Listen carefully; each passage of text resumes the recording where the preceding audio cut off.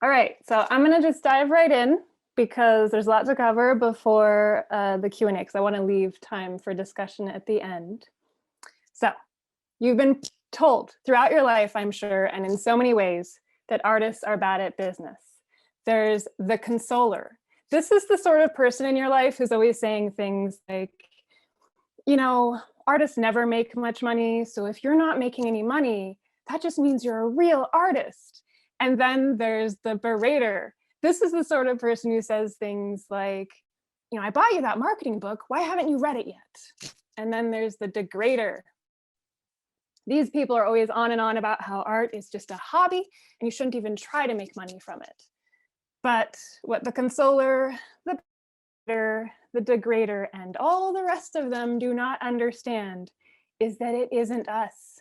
It's not that artists are bad at business, it's that the art business isn't like any other business, because our so-called products that we create aren't like anything else on earth. They are little pieces of ourselves that we break off, and then we launch these pieces into the world. And they are love letters to people we'll never meet. They are our blood, sweat, tears. Our art is what keeps us alive and what makes life worth living. Which, you know, that description does not match how manufacturers feel about their products, obviously. So why would the art business look anything like theirs? Artists don't just make things and sell things. We make things and then we share those things with others, and it's through sharing over the course of time that we develop a community around our work. And then eventually, through that community, through those relationships, we are compensated for our labor. And that happens through private patronage, public patronage, paywall. These are all things that we are going to discuss in detail today, but starting not with the patronage and the paywall, but instead with your audience.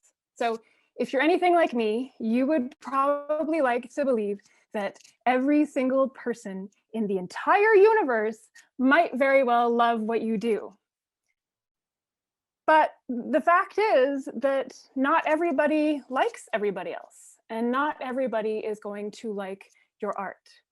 So the sooner we figure out who to actually include in our audience, the better off we will be. And this is something that's not easy to accomplish, obviously. And for me, it worked out best when I did essentially what I just did on the screen, which is where I ruled people out. And so I'm going to talk about how you might do that, how you might rule people out. I did it by thinking first about who I am. So I'm a woman and I have strong opinions. And there are people, genders, who hate women with strong opinions. Those people, not my audience. Next, I'm friendly, but also a little bit formal. And I think that that formality comes from my mother being French, and I was raised part-time in France, and French culture is just a little bit more formal than American culture. Also, my dad is ex-military, and he was born in 1924. So there's a number of factors in my family culture that led to me being just a little bit more formal maybe than some other Americans. And for some people, that formality reads as snobbiness. Those people are never going to be a part of my audience. Finally, I place all my work directly in the public domain, free for use by anybody for any reason without asking for permission first. Now, for some people, questioning copyright even a little bit is totally evil. Those people can hardly talk to me without cursing at me and calling me names. So it's safe to say also, they are not a part of my audience. These are just 3 quick sketches for figuring out sort of how you are in the world, and then through that reflection, figuring out who is not going to be a part of your audience. So I recommend you spending a little bit of time with these ideas of what you are, how you occur for others, and then the advocacy that you do, especially through your work. So that's who your audience is not. This is who my audience is. Her name is Charlotte. This is a portrait that I painted of her a few years ago. She's a good friend of mine, and she's not the only person in my audience, obviously, but when I was thinking about who is not in my audience and sort of trying to describe the opposite of that, I realized that I was basically describing her.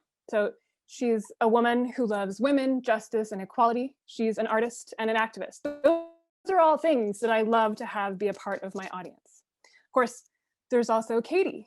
Katie is someone I'm friendly with, I would say, close friends with. She's a longtime client. And the reason why I include her here in my visualizing of who is a part of my audience is because Katie is so curious about the world around her. And I would say that curiosity is the first and only non-negotiable rule of being a part of my audience. So Katie reminds me of that, and that's why I include her here. And then my audience is also Gabe. Gabe is an artist and a friend, and he's actually the person who pointed out to me that I had no idea who my audience was.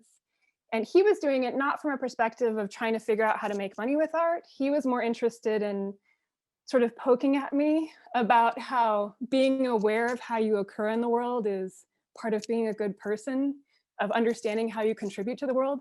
So if you're having a little bit of trouble with this idea of figuring out your audience so that you can sell, think of it more like how Gabe thinks about it. Like, this is about you being self-aware, and in that way, just being a better person. Picturing your audience like this, I'm just gonna scroll through a few of my portraits of friends and clients. It's useful. I'm not saying that you have to paint portraits of everybody who's in your audience, but picturing, like actually putting a face on your audience is super helpful, practically speaking.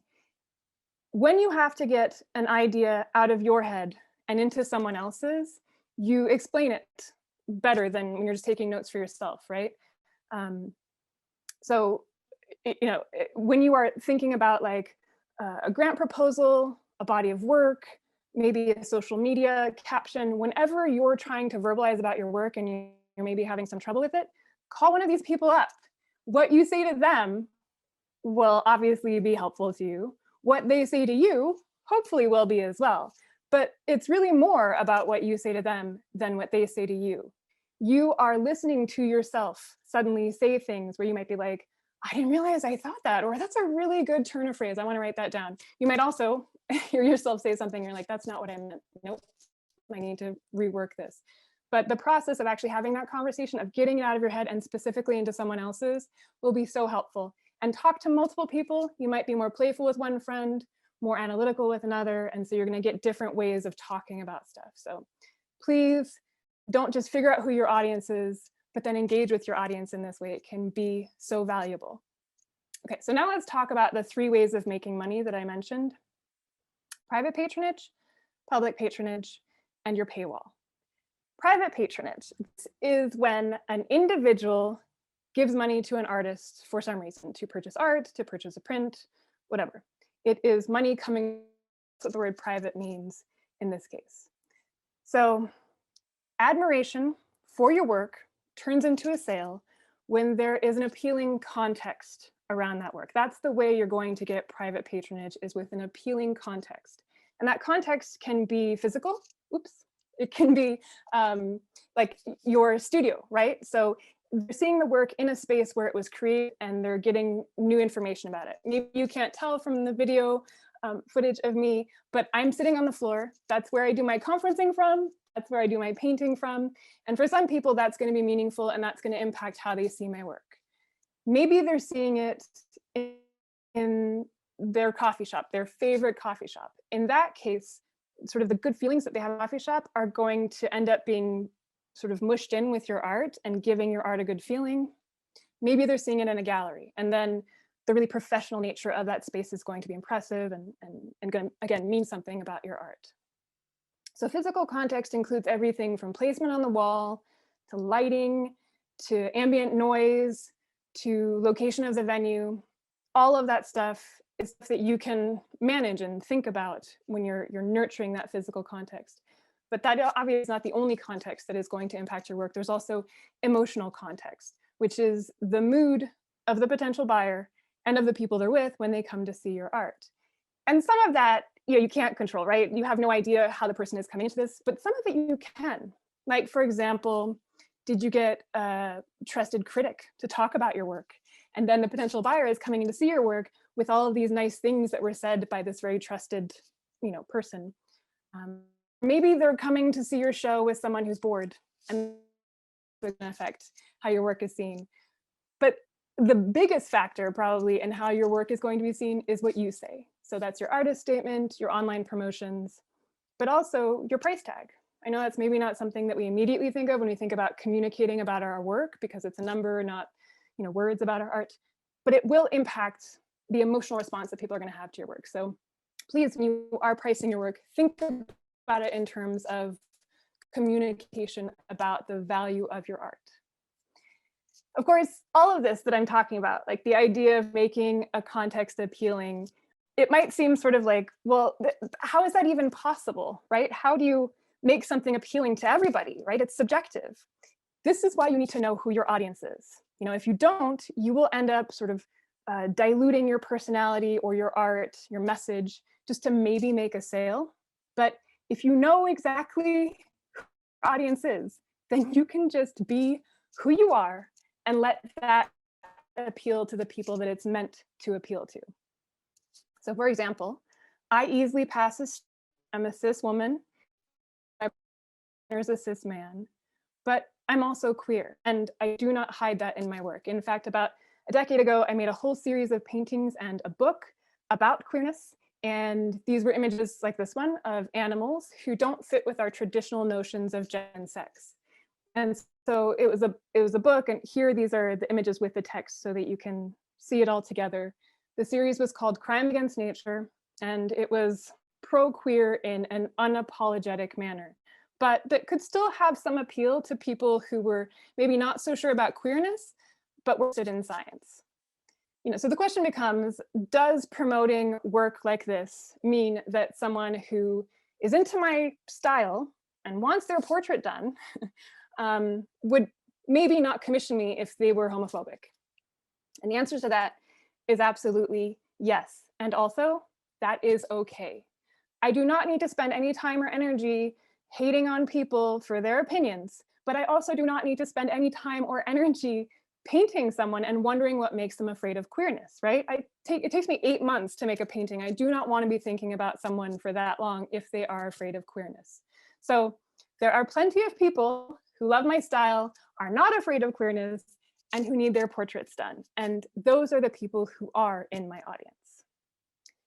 I want to say one last thing about context before moving on to public patronage. The first and best context for your art is always all the rest of your art. A full and rich body of work will be impressive in a way that no amount of accolades can ever be. So what do you do if you're not prolific, if you're not there yet, if you haven't made a full, big body of work? You can take a shortcut, and that is to make art in series. So for example, instead of making one painting of a dandelion, you make many. This is great for you artistically because it means you can really dig into the subject matter, right? Instead of making one image, and so it's just going to be, that's the only dandelion painting you make, suddenly you're like, well, I could paint all different moments in the life cycle of a dandelion because I have this space of this whole series to do it in. So you can experiment with different lighting, different compositions, whatever the theme allows you to sort of experiment with, you get to really dig into that topic. And so it's great for you artistically, but it's also great for you in a business sense, because a lot of times when artists are putting work out there, they don't really have a theme to the work. And so the only way that they can promote it is to say this: come support my art. And it's a very vulnerable statement. It's a request for help, and it's lovely, but it's just not that exciting because so many artists are doing it, and it's not really inviting people in a way that thematic work really does, right? The people who love dandelions will love that you made this series. They will feel seen finally by somebody, and they will feel that much more excited about your work. And the people who are maybe not as excited about these flowers, who just think they're weeds and who cares, they might actually still be piqued by this. They might be like, well, why is this artist making this work? What is it about dandelions? And so they still might show up. So making art in series is really great. And it's great even to the point where it helps you make those sales, because when you have to compare one piece to another and there's nothing similar about them, you maybe don't get that much information. But suddenly, when it's artworks that have things in common, you can really make those comparisons in a better way, like those spot the difference games when we were kids, it really turns on that part of our brain where we're really looking at the details suddenly because we're comparing one to another. And so through that process, feelings about art can be intensified, which means that someone might like a piece and then they compare it to a similar piece and they're like, wait a minute, actually, I love that piece. So liking becomes loving, becomes buying. Basically what I'm saying is that the next time that you have a space to show in, don't just do this. Don't pick out whatever you have in the studio and just slap it up on a wall. We've all done it. I think I've definitely done it. But I would just encourage you to never do it again. Try to find a theme, even if it's not something that you have created with that intention, but at least when you're presenting the work, try to find a theme for it. It will make that creation that much stronger. Okay, so now let's move on to public patronage. This is a situation where a group of people are giving money to an artist. And this happens in the form of grants, public art commissions, and crowdfunding. And crowdfunding is when individuals each give micro donations, so $1, $10, $100, whatever it is. And then when you bring all of those micro donations together, it becomes a sum that is really useful for an artist. And crowdfunding can happen through sites like Kickstarter, Indiegogo, GoFundMe. These are sites where you are fundraising for a specific project. So it's with a deadline on it, and you are specifically looking for just this project. And then there are sites like Patreon or Tipeee, T-I-P-E-E, or Ko-fi, Ko-fi. These are sites that allow you to ask for ongoing micro donations. So sites where you can ask for people to automatically give you money, $1, $10, $100, whatever it is. Every month it will automatically be debited from their bank account and put into yours. So public patronage is that situation where it's a community that is coming together to give an artist money. And sometimes that community recognizes itself, like when the city of Portland worked with this Portland business owner to give me, who was at the time a Portland artist, a wall to paint on. There, the city of Portland, even if you take me out of the equation, it's still a community. It recognizes itself as a community, right? So that is a community that can do public patronage. But there's also the community that gathers around your work in particular, that without you, there is no community. That's what happened when I ran my first Kickstarter for my work in 2011. It was for this work, that pro-queer work that I was talking about before. And 50 some people in the US and abroad gave to this project to make it happen. And they were, again, gathered around my work. They didn't necessarily know each other or know each other existed. They assumed each other existed, but they were a community only because my art existed to bring them together. So this whole process of doing a crowdfunding, super vulnerable, right? You are asking for money and you're doing it publicly, and so you can be rejected publicly. Going into this first ever crowdfunding situation, I was like, I can't tell them everything about it. It's just too vulnerable. I hadn't come out professionally. No one knew that I identified as queer, not in a professional sense. And so I just decided not to tell my audience this. I did tell them that it would be images of animals that I was painting. And at the time, I was 8 years into my career and I'd been painting almost exclusively portraits, people. And so for my audience, this was still big news. Oh, this new series, which I called Series X, is animals. Great, I want to support that.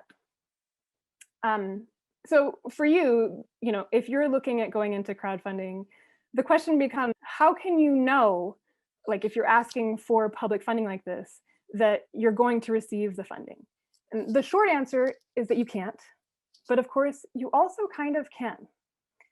Public patronage, crowdfunding, these are not things that you do necessarily right at the beginning of a career. You have to have a track record. People have to see over the course of many years that you have been making, that you are unstoppable, you're going to do it no matter what. So like in my own career, I was applying for grants from the very beginning, didn't get my first one until my 5th year. And then it was in my 8th year that I finally did a crowdfunding, a Kickstarter for my work. And it wasn't until my 10th year that I was offered my first public art commission. And then it wasn't until my 12th year that I started a Patreon page for my work. So this timeline that I'm showing you, it's not set in stone. For one thing, Patreon hardly existed before I started. I think it was around for a year before I started. So some of it is going to be dependent on what's available for you in terms of public patronage. But this gives you an idea that public patronage does not happen overnight. In fact, nothing in an art career does. You really can't be showing 3 artworks a year to your audience and expect that they are going to see you as an artist and want to come together as a community around your art. You really need to be putting your art out there, probably on a weekly basis. Maybe it's not new work, but you're still putting it out there. You are developing that community, making it so that your art is a part of their everyday. That is the goal. And then I'm saying all of this and I'm like, well, or not, right? There are people who you hear right out of the gate, they just make buckets of cash by forming this amazing bond with a community. It does happen. But I guess what I'm saying is that when you are looking at public patronage, I think the first step really needs to be for you to reflect on when you are happy to see an artist receive public patronage. You know, for my part, I know that I love it when I can tell that the artist is appreciative and when I support whatever it is that they're working on. So I know that when I'm asking for crowdfunding, for example, I try to make sure that the people who are giving to me feel appreciated. I really work at that. And then I don't do what I did with that first Kickstarter. I will never do that again, not tell my audience what it is that they're supporting. There were reasons for it. I felt really vulnerable. I can make excuses, but it's not something that I'm proud of and I would not do it again.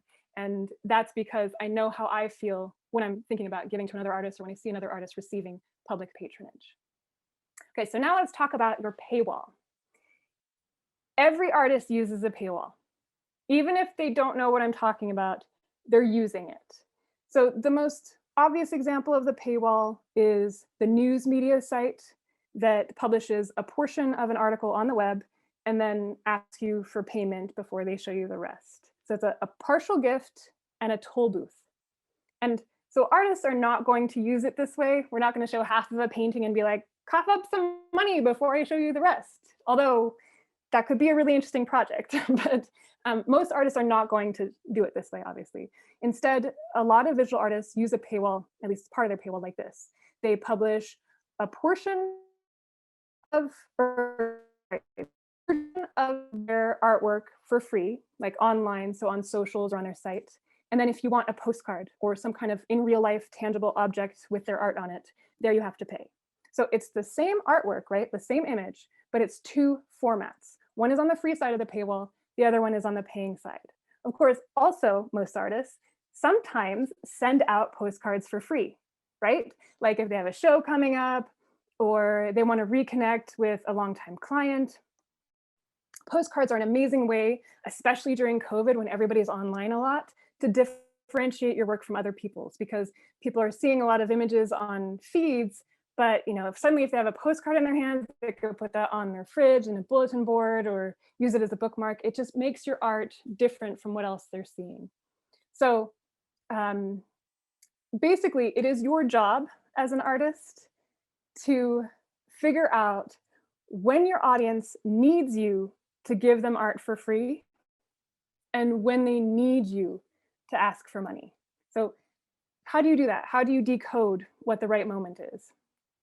I like to think of it in terms of the 4 different kinds of audience members that every single artist has, no matter what kind of art they're making, what community gathers around their work. And that is the people who won't pay, the people who donate, those who browse, and those who buy. This first group, you might be like, okay, right out of the gate, like I have no time for these people. Why would I ever spend any brain power on them? And I get it, but I would encourage you to look at this group again, because it probably includes you, definitely includes me, and yep, everybody else we know as well. A lot of us are on, if not every day, every week, looking at artists' work, seeing it, saving it, all without compensating the artist at all for this use of their work.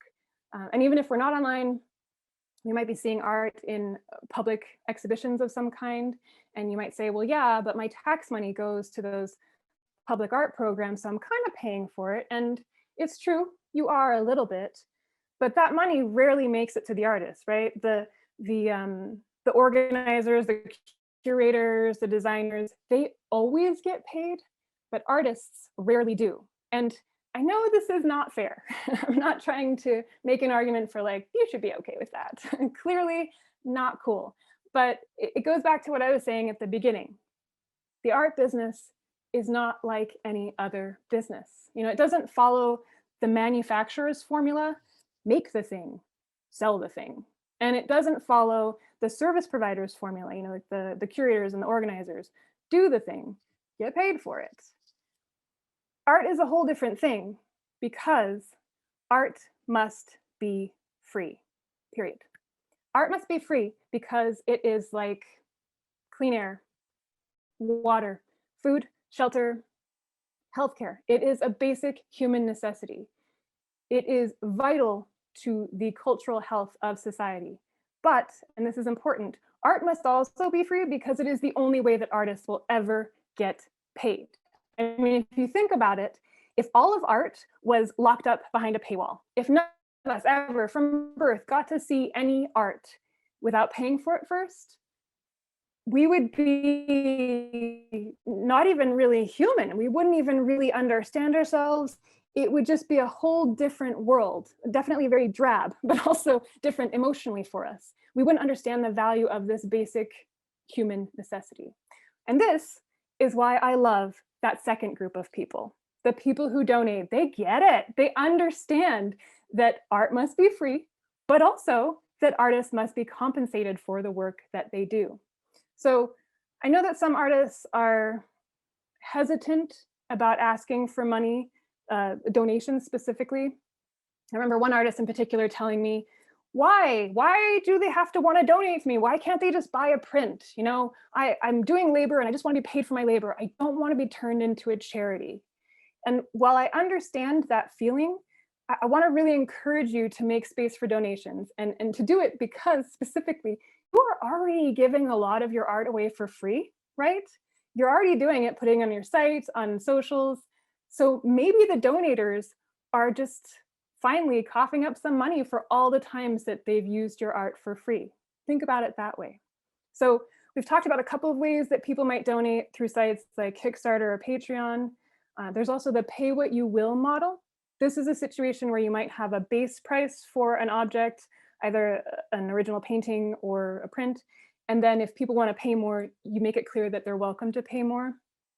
I use the pay what you will model in my own career through a site called Gumroad, gumroad.com. They are an e-commerce site and I sell my ebooks through them. And so the way they have it set up is you can put a price and then you can have a plus sign next to the price. And the plus sign is very clear when you're on the site. It means that you can give more. And about a quarter of the people who purchase my books do give more. And that's income that I would not have if I made space for those people to donate. One last thing about donations. Obviously, money isn't the only thing that people can donate. Early on in my career, I knew how to build the site using a WYSIWYG editor, and it was a super clunky site, but I was so proud of it, but I had no idea how to get it onto the internet. So a friend of mine who was much more tech savvy than me spent an afternoon with me explaining it all and making it all happen. He was donating to my career, just not in a financial sense. So really try to think about different ways that people might be able to donate to you. Okay, so now let's talk about the people who browse. I think that even if you're having trouble sort of cuddling up to this idea that art must be free, the browsers might be able to convince you that there's something to it, right? Because you're probably already giving away your art for free online. And then the challenge, the fun, is in figuring out how else you can sort of entice those browsers. I know that for me, since the pandemic started, I've been making a few more purchases online, and I've come to really appreciate those sites that have lots of images, so detail images for sure, but also videos and especially reviews. So are there ways that you can incorporate that in order to entice those browsers a little bit more?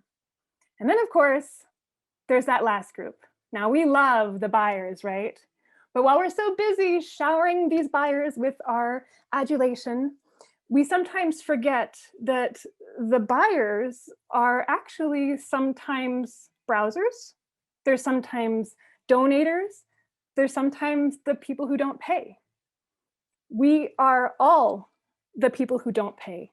And the fact that we sometimes don't is all why we sometimes do. Figuring out who your audience is key to making money with your work. And I mean that in a financial sense of these 4 different kinds of people who are in every artist's audience, but I also mean it in that sense that's specific to you, the community that only exists because you have brought them together with your art. It is your responsibility to find those people and to build a relationship with them, and most especially to ask them for help. The art business is not like any other business. It's not like the manufacturers or the service providers. Art has its own formula: share and connect.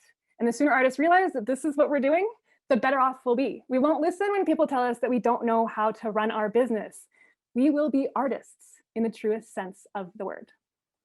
So that is the slides that I have prepared, and I want to open it up for questions. One thing I want to say before I do that, as I escape this page, is that I'm not really on socials very much anymore. So if you want to chat with me through my site is the best way to do it, and that's why I put my site there. And now I'm going to stop share and open it up. Hello, everybody. So nice to see you.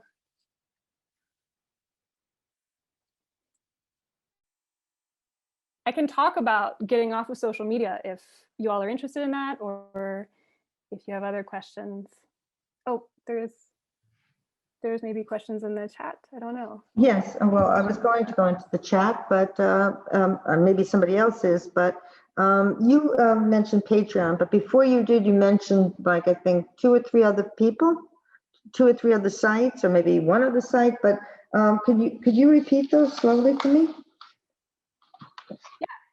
Yeah, it's Kickstarter, Indiegogo, and GoFundMe. Indiegogo. If you look up and GoFundMe, just right. Those are the ones in your that are browser, closest to Patreon? micro-donations. They do a similar thing, yeah. But are they like Patreon? I'm not trying to endorse any of these sites. No. I'm not trying to endorse any of these sites. Kickstarter is the one that I use, just for, yeah, so it in the chat if you're interested. Okay. Thank you, Natalie. The medium on my work is acrylic, either on panel or on canvas.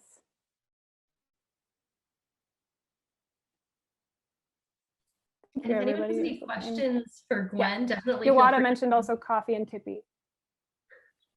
I was just encouraging folks to unmute if they had any questions for you. Yeah. I'm interested in hearing how to get off social media. Yeah, so I know that there's a lot of push and pull around this. I know that when I was getting off of social media, specifically Facebook and Instagram, there was a lot of response, well, you can do that because you've already built an audience. Like you were already there for years. And there is some truth to that I did manage to bring my audience off of those platforms. But I do want to specify that in the last 6 months since I got off of Facebook and Instagram, I have so much more brain space and so much more just like good feelings in my life. It really has shifted my feelings about the world to the point where I find it a lot easier to network in a way that's actually useful, that actually has good things that occur from it. So for example, I think that a lot of times when people meet people these days and they're trying to network, the next step after meeting at a meetup or whatever, however they're meeting someone, is to look them up on socials and then friend them and then forget about them. And that is really, you may be feeling like, oh, I did something, I friended the person and so I did my job, but it's not actually that effective. So I would recommend instead starting, before you even get off of socials, if you're not sure yet, try email, try figuring out an actual message that you could send to someone. Not everyone's going to be interested in engaging with you in that way, but it is really the first and best way to do things. Social media is ultimately a bullhorn. You're trying to reach a huge audience with just one action. And while that can be effective, it's less and less effective since social media has all transferred over to the non-chronological feed. So you're not seeing stuff as it's posted. Now you're seeing it based on what some algorithm has decided will keep you on the site for longer. And so that bullhorn that you have is not necessarily as effective because you don't know how the algorithm is going to promote what you're saying. So spend that time actually reaching out to people, it will be far more effective. And it's been more effective for me. Following up on that, what are, oh, sorry, following up on that, like, what are the channels that you use to connect with people, if not social media? So do you recommend like meetup groups and galleries and things like that? Or what are the other channels that you have found to be the most effective? Well, one of my favorites is actually coming up very soon at 6:30 through Venture Cafe. It's the art hop that you do once a month. That's been really fun to meet artists that way. But yeah, meetups, it's just, the way that we've always met people before we had social media. That's really the best way. Yeah. And also one thing that I wish I'd done earlier, and so maybe I recommend that you all could try, is not depend on Facebook or whatever to be your Rolodex, to actually take that information off of those platforms and put it maybe in an Excel sheet where you keep notes about how you know people or what their work is like or whatever it is, so that you have that to refer to and their contact information and it's all in one place. So instead of assuming that Facebook is just always going to be there and give you access to them, to really take that next step to say, no, I want to make sure that this contact is someone that I can still have in my life, even if I'm not on Facebook or wherever. Oh, I am on LinkedIn. I'm not a huge user of it, but I think it is useful. So I keep it for that reason. We'll see how I feel in the future. Yeah, Natalie put the link to the Art Hop event, the first Thursday event that I absolutely recommend. Please do check it out. Hello, can I talk? Hello. I'm Arlene with Carl Essen, and I would like to, can you hear me? Yep. Yes. Okay. Right now, I was painting an oil painting of my sister and me. You see it? Yep. Okay. Here's what I would suggest. In St. Louis, we have something it's called Stray Rescue for Animals. And every year we donate an animal that they rescue. This year I'm doing Klondike, which is the name of a little dog I did, and it will be auctioned off on June 12th down at the Four Seasons. There's a big party there, and what you can do is participate in things like that to get your name up to people. Auctions can be helpful. They can also be really draining for artists. I know that a lot of artists also have that experience where they feel like maybe their art is not featured in a way that is actually useful to their career. So auctions can be one way to do it. I think it's important to really be aware of how the auction is being run, though. Is it an auction where it's more focused on the donors, or are they really interested in promoting artists? Thank you. Thank you, everybody. Any other questions? Yeah, I've got a question, or I don't know if it's really a question. I really like your perspective on copyright, and just artwork in general should be available. I'm a photographer, and that community guards copyright with their life. I mean, it's serious. And so this is like a huge shift in thinking to what I'm used to, hearing people talk about. And I'm just curious, kind of, how have you always approached it this way, or okay. Yeah, so because I started out by painting portraits primarily, I always felt like someone else had at least as much ownership of my work as me, right? Like the person I was portraying had at least as many rights. So I never felt that like ownership that I think some artists feel. So it did open me up in that way.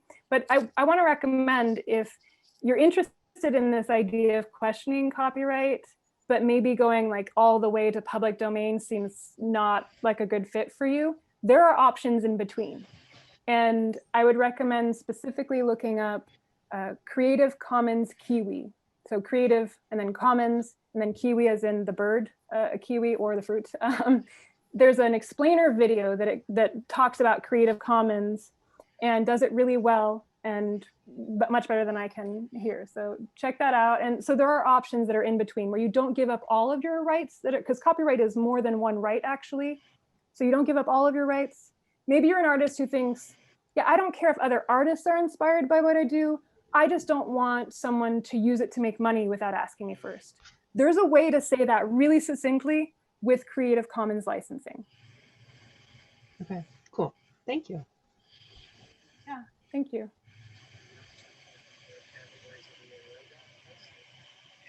So fun to see all your faces. Hi, Kate. Hi, Alicia. I have a question. I can't see everybody because I have the chat open. Yeah, Kate, you have a question? Yeah, Gwen, you left social media, didn't you? So how has that been? They turned off It's been really good. Specifically, it's been great for my mental health, and I think that everything really flows from that, right?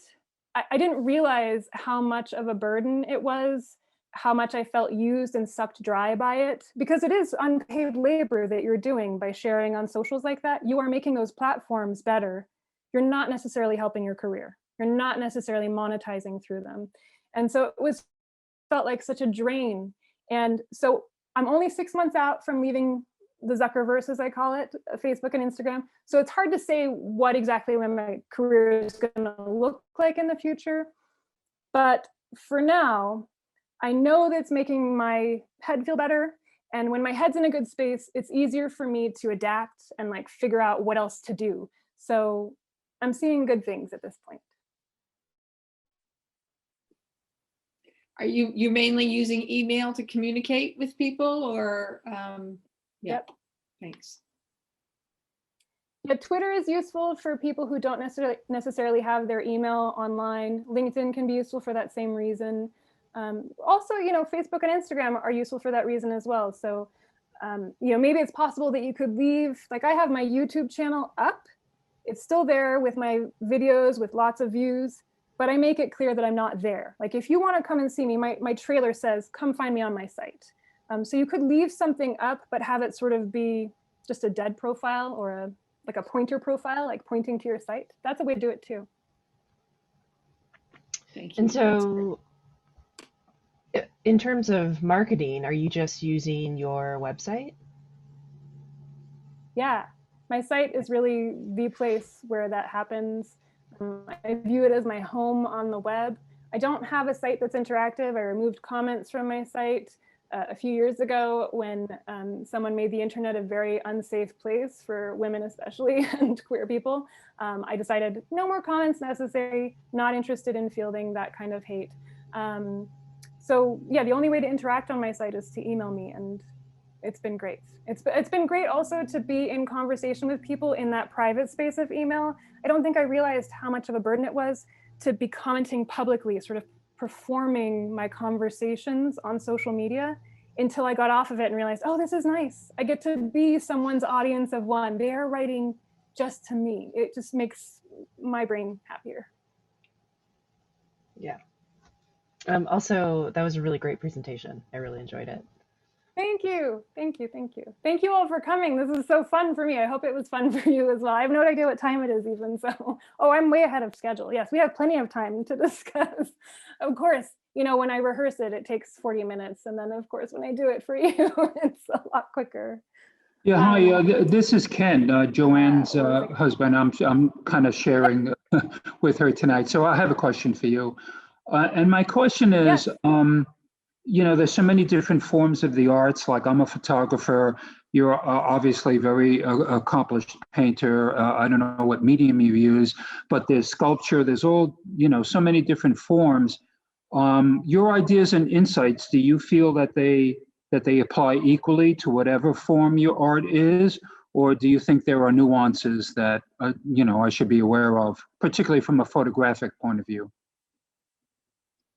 I mean, I think, of course, like Teresa mentioned, photography is maybe one of those expressions that's going to view my ideas about copyright a little bit differently. Yeah. So of course, it's really going to depend on the sort of career that you're looking to build. But the core of what I was saying, which was just really about relating to your audience and finding that mutual respect with your community, that's valuable for every kind of artist. Not even just visual artists, like writers and performers. All of us need to do that. Okay, thanks. That's helpful. Yeah.